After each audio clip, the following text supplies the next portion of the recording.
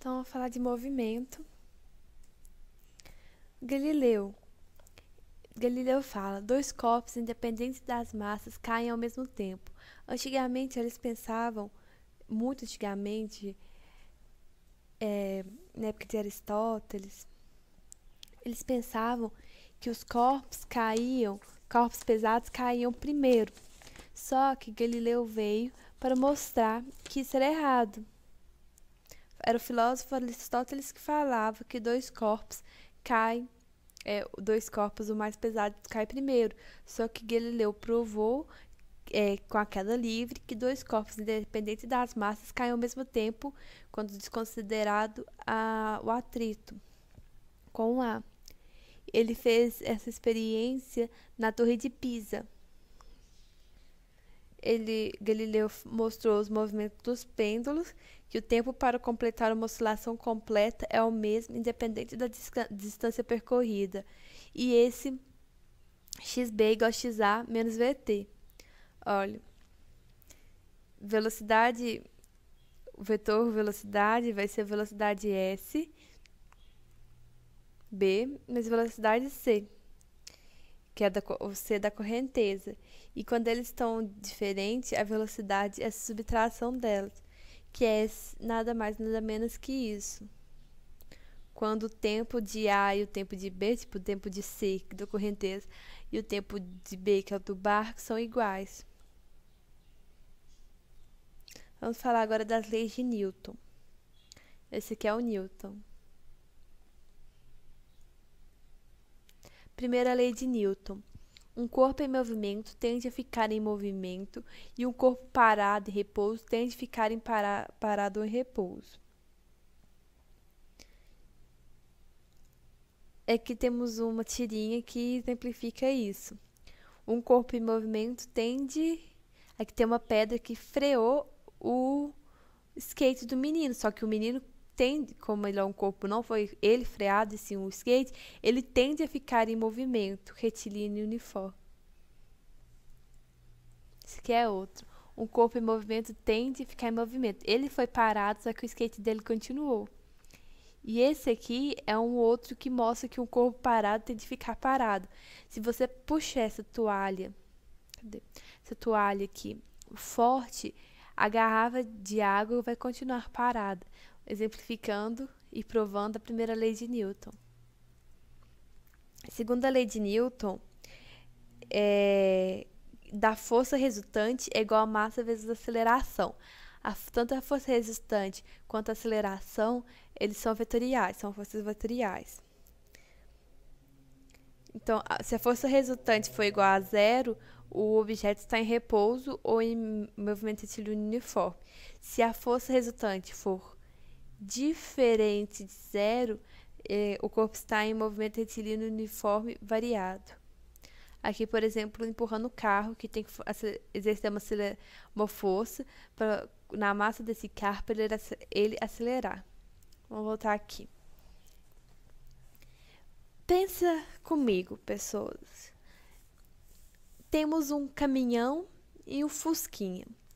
Qual deles é mais fácil de movimentar, de pôr em movimento? Claro que é o Fusca. Por quê?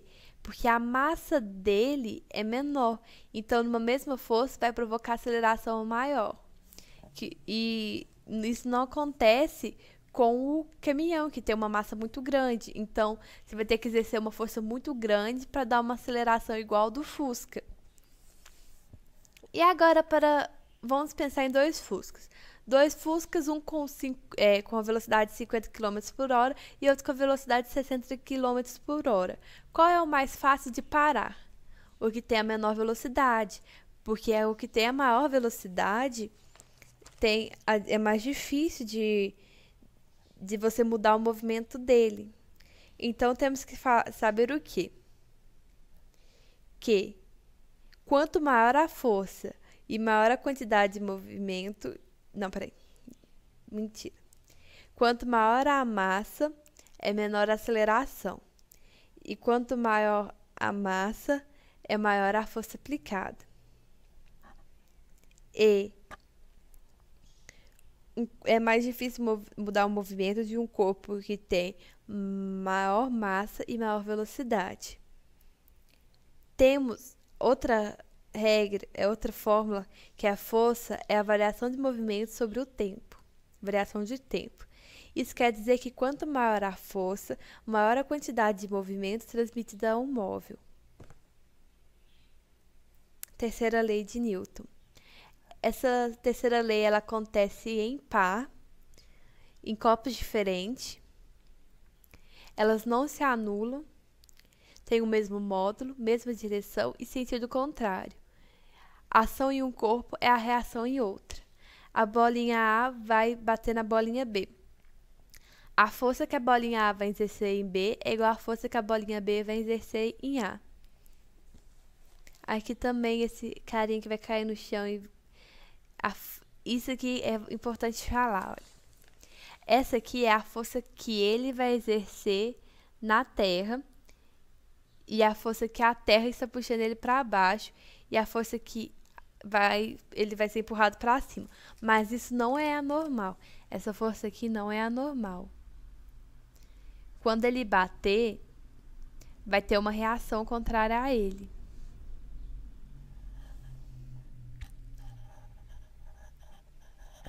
Vamos falar agora do movimento uniforme. O móvel percorre espaços iguais em tempos iguais. Pode ou não ser retilíneo, porque a gente tem o movimento uniforme do circular e a velocidade constante. Temos duas fórmulas importantes, que é o Deus vê tudo, distância igual a velocidade vezes tempo, e sorvete, que é esse S é a distância percorrida igual a distância inicial, se é espaço percorrido é igual a espaço inicial, mais velocidade vezes tempo. Aqui temos a velocidade que permanece constante, se for maior que zero é progressivo, se for menor que zero é retrógrado. E aqui o espaço percorrido por tempo, L é uma reta. Movimento uniforme variado. Aceleração é constante, aceleração é variação da velocidade sobre variação de tempo. Temos aqui três fórmulas muito importantes, que eu vou falar o macete. Velocidade é igual a velocidade inicial mais aceleração vezes tempo. Vi vovó atrás do toco. Distância é igual V0t, que é velocidade inicial vezes tempo, mais meio de aceleração vezes tempo ao quadrado. Deus vê tudo mais meio atrapalhado. Velocidade ao quadrado, isso aqui é de Torricelli. Distâncias de Torricelli. Aqui, velocidade ao quadrado é igual a V0 ao quadrado mais 2AD. Aceleração, isso aqui é distância. Isso aqui é a velocidade inicial, isso aqui é a velocidade final. Vovô comeu vovó mais duas amigas dela. Só uma maneira de lembrar. Aqui temos os gráficos. De distância por tempo é uma parábola.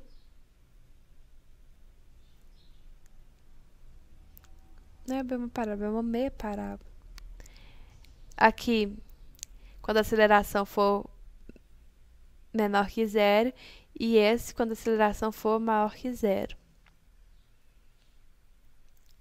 E aqui do mesmo jeito, aqui é de velocidade por tempo, isso aqui é de distância por tempo.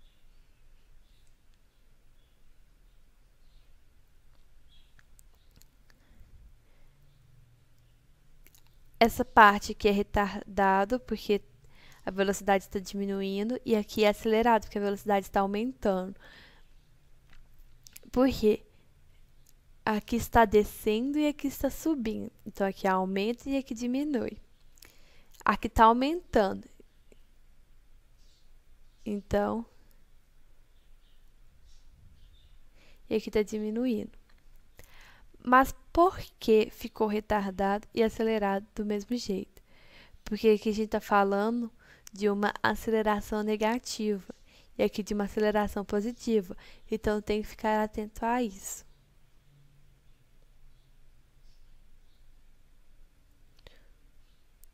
Aqui a gente está falando que o espaço aumentou em função do tempo, mas com uma aceleração negativa diminuiu. Tardado. Resumão dos gráficos. Ai, estralei meu dedo. Aceleração por tempo. Aceleração é constante. Velocidade por tempo é reto. E distância por tempo é curvo. Obrigado.